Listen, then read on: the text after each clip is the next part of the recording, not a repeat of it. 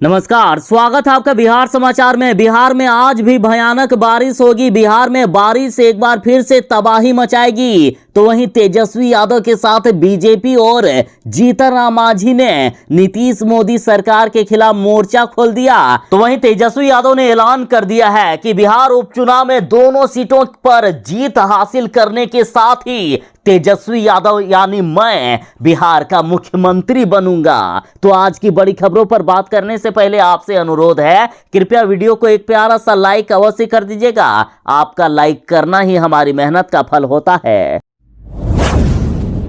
बिहार में लगातार तेज बारिश हो रही है और फिर से मौसम विभाग ने खतरनाक अलर्ट जारी कर दिया है। देखिए, पूरे बिहार में मौसम विभाग ने कहा है कि अगले 2 से 3 दिनों तक भारी बारिश हो सकती है और सबसे ज्यादा बारिश सुपौल में होने वाली है। मौसम विभाग ने कहा है जहां 20 अक्टूबर को पूरे बिहार में भारी बारिश होगी, तो वहीं 21 और 22 अक्टूबर को भी पूरे बिहार में बारिश की संभावना है। तो वहीं मौसम विभाग ने कहा है कि 19 अक्टूबर को बिहार वाले विशेष रूप से सावधान रहें, क्योंकि बारिश 19 अक्टूबर को तबाही मचा सकती है। तो वैसे तो बिहार के लगभग सभी जिलों में बारिश होनी है, लेकिन बिहार के इन जिलों के लोग विशेष रूप से सावधान रहें। और ये जिले हैं बिहार के सीतामढ़ी, मधुबनी, मुजफ्फरपुर, दरभंगा, वैशाली, शिवहर, समस्तीपुर, सुपौल, अररिया, किशनगंज, मधेपुरा, सहरसा, पूर्णिया, कटिहार, भागलपुर, बांका, जमुई, मुंगेर और खगड़िया। तो इस भारी बारिश और बदलते मौसम में जरा बच के रहिएगा।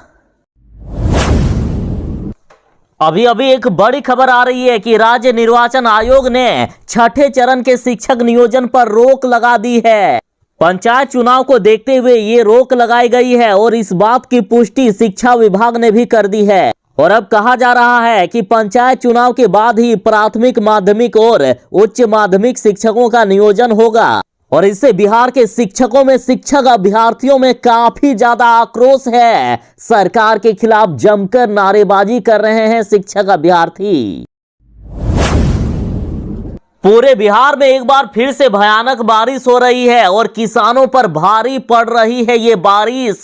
देखिए, पूरे बिहार के जिलों के साथ बगहा में 2 दिनों से लगातार हो रही बारिश से फसलें बर्बाद हो गई है। निराश हो रहे हैं किसान भाई लोग।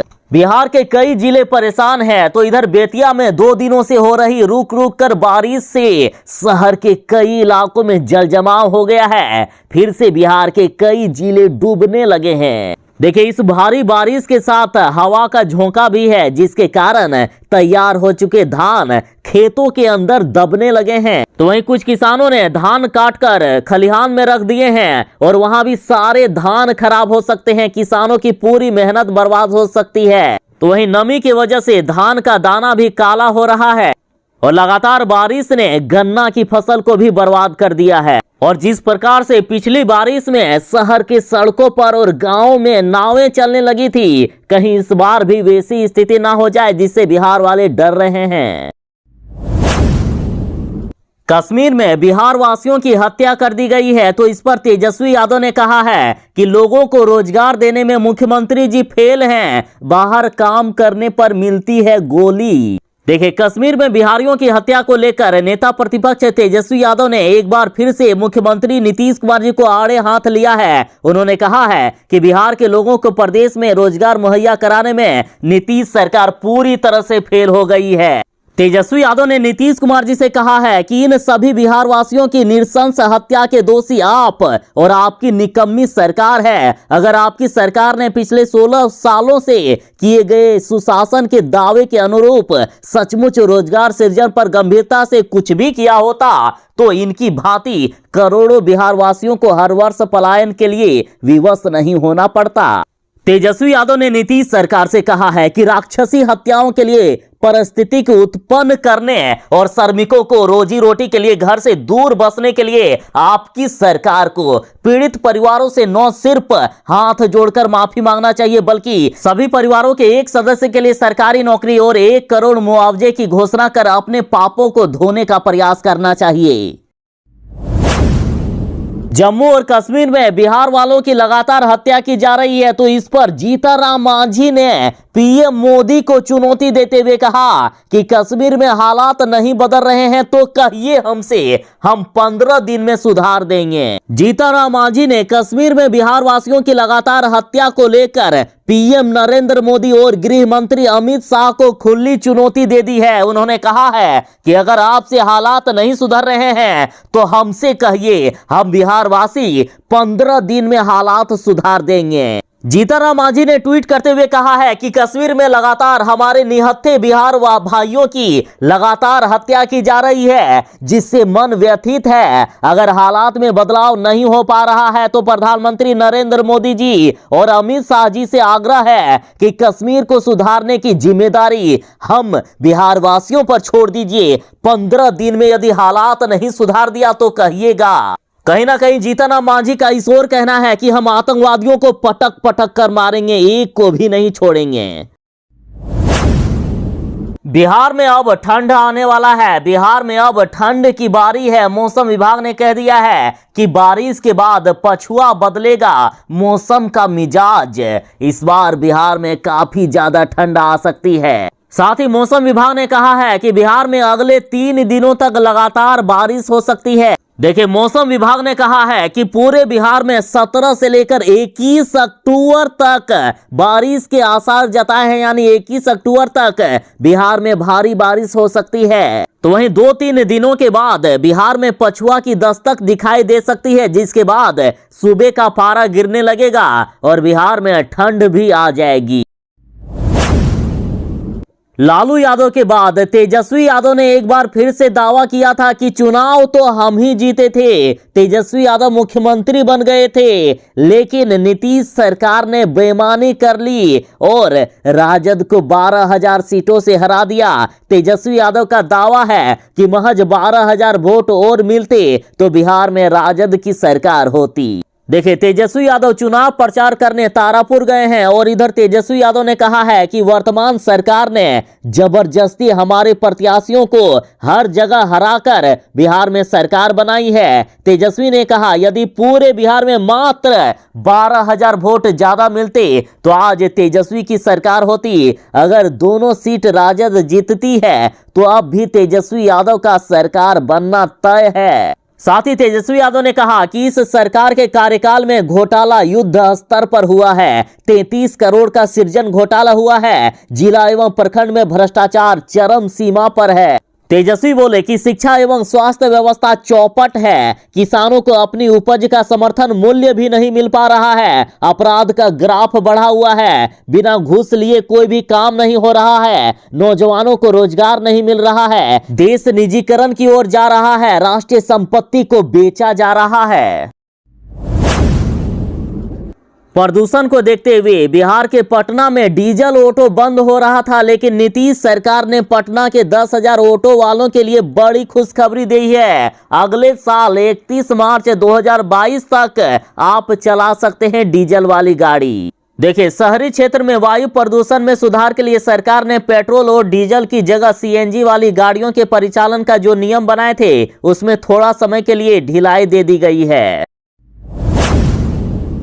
मुख्यमंत्री नीतीश कुमार जी के फैसले के विरोध में अब तेजस्वी यादव के साथ बीजेपी भी आ गई है। देखिए, मुख्यमंत्री नीतीश कुमार जी ने जम्मू कश्मीर में मारे गए बिहार वासियों के परिजनों को 2-2 लाख रुपए दिए जाने का ऐलान कर दिए हैं। तो इस पर तेजस्वी यादव ने कहा कि नहीं, बल्कि पीड़ित परिवार के एक सदस्य को सरकारी नौकरी और 1 करोड़ राशि का मुआवजा मिलना चाहिए। और इधर बीजेपी ने भी नीतीश कुमार के फैसले का विरोध करते हुए कहा कि जम्मू कश्मीर में मारे गए बिहारियों के परिजनों को 50 लाख रुपए और सरकारी नौकरी जरूर ही दिया जाना चाहिए। बीजेपी ने कहा, जब बिहार राज्य में कोई दुर्घटना या आपदा होती है तो सरकार मुआवजे के रूप में न्यूनतम 4 लाख देती है, तो जम्मू कश्मीर में मारे गए बिहार वासियों के परिजनों को 2 लाख आखिर किस मुंह से दे रही है बिहार सरकार।